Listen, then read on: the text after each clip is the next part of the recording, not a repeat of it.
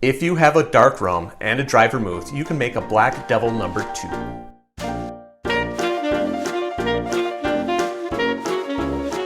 This is a stirred drink, so we're going to stir it. And I'm going to start by adding 2 ounces of my black rum into my stirring glass. 2 ounces is 60 milliliters.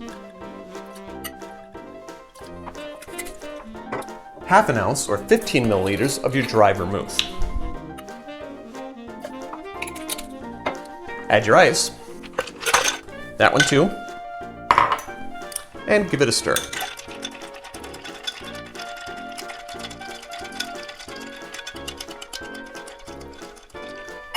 Then I'm going to strain it into my cocktail glass, my martini glass.